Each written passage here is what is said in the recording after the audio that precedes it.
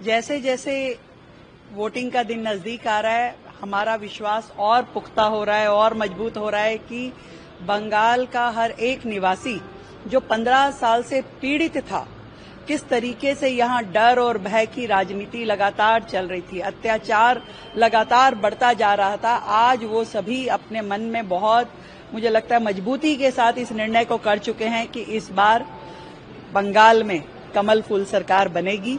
और ये जो सवेरा उगेगा 4 तारीख को जब रिजल्ट आएंगे तो वो बंगाल के लिए एक नया सूर्योदय लेकर के आएंगे, जिसमें हर एक के लिए सम्मान होगा और भय मुक्त शासन होगा और विश्वास और विकास की राजनीति होगी। लगातार टीएमसी के मंचों से आरोप लगाए जाते हैं, बीजेपी को खतरा बताए जाते हैं, क्या कहना चाहेंगे कि जिस तरह से आरोप बीजेपी के लगाए जाते हैं? खतरे में तो इतने सालों से बंगाल रहा है।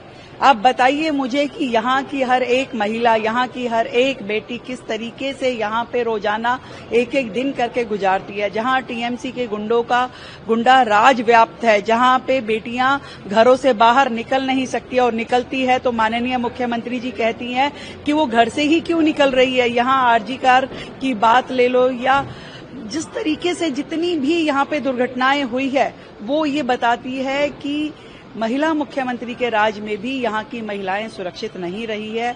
ये बहुत ही अफसोस की बात है। कटमनी का यहाँ पूरे शासन प्रशासन में व्याप्त भ्रष्टाचार है, चाहे रोजगार हो, चाहे नौकरी हो, चाहे कुछ भी काम सरकार से करवाना हो, बिना कट महीने के होता नहीं है। और माफिया जिस तरीके से पूरे के पूरे शासन में व्याप्त है, हर जगह माफिया जुड़ा हुआ है, वो भू माफिया हो, वो हर जगह वो कोयले की खादान से लेकर के किसानों के खेत तक हर जगह माफिया व्याप्त है और लोग परेशान है।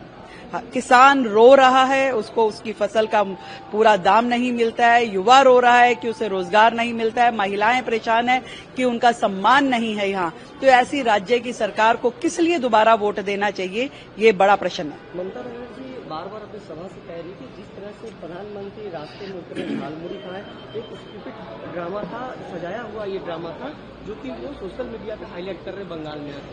सब कुछ उनके कहने के मुताबिक होता है क्या? वो यदि सड़क पे पैदल चले तो उनकी सत्यनिष्ठा है, और यदि माननीय प्रधानमंत्री जी, वो तो प्रधानमंत्री जी ने तो स्वयं को हमेशा से जमीन से जोड़े रखा, लोगों के बीच में रखा। एकमात्र देश के प्रधानमंत्री, वो सफाई कर्मचारी से लेकर के साधारण मजदूर से लेकर के हर व्यक्ति के दिल में बसे हैं। उसके साथ खड़े होकर के, उसके साथ बैठ करके जिसने एक थाली तक में भी भोजन किया हो, ऐसे प्रधानमंत्री के बारे में वो शब्द जो कह रही है, उन्हें भी सोचना चाहिए। और वैसे कोई अचरज की बात नहीं है, क्योंकि यहाँ की मुखिया ममता बनर्जी ने तो हमेशा से सरकारी संस्थाओं पे, न्यायपालिका पे और संवैधानिक संस्थाओं पे हर एक पे इल्जाम लगाया। कभी वो इलेक्शन कमीशन उनके लिए खराब है, कभी प्रधानमंत्री मोदी खराब है, कभी राष्ट्रपति जी के लिए बुरा बोलती हैं। तो ऐसे कौन सा व्यक्ति या संस्था है जिसके बारे में उन्होंने कभी खराब नहीं कहा है? मुख्यमंत्री ममता बनर्जी और एक बात कह रही है कि स्वामी विवेकानंद ने नहीं कहा था कि मुझे खून दो मैं तुम्हें आजादी दूं, ये कहा था सुभाष चंद्र नेताजी ने कहा था। लेकिन ये बात योगी आदित्यनाथ कह रहे हैं, उनको योगी आदित्यनाथ को ये पता नहीं कि स्वामी विवेकानंद कौन है और नेताजी कौन है। मुझे लगता है कि ममता जी को अपने चुनाव प्रचार में ध्यान देना चाहिए। जमीन उनके पैरों के नीचे से खिसक रही है, वो इस चीज पे ध्यान ना दें कि कौन कहाँ जा रहा है, कौन क्या कह रहा है। जनता क्या कह रही है, कान लगा के जरा उस आहट को सुने, जो आहट आ रही है कि बंगाल से टीएमसी जा रही है।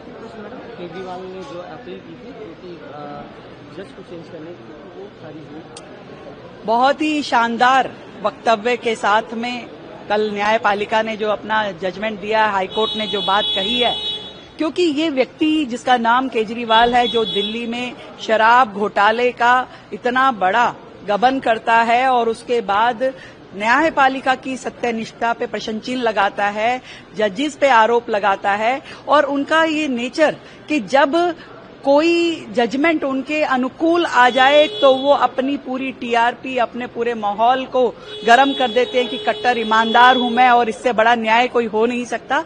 और जरा सा भी अंदेशा कि मेरे खिलाफ कुछ जजमेंट तो नहीं आने वाला, उसमें आप प्रश्न चिन्ह लगा दें न्यायपालिका में, इस उनके व्यवहार पे ये बहुत बड़ा तमाचा है। और हमें जनता को पूरा विश्वास है न्यायपालिका में, ये जजमेंट बहुत ही बेहतरीन है और ये समझना होगा कि न्यायपालिका पे कोई भी प्रश्न चिन्ह नहीं लगा सकता।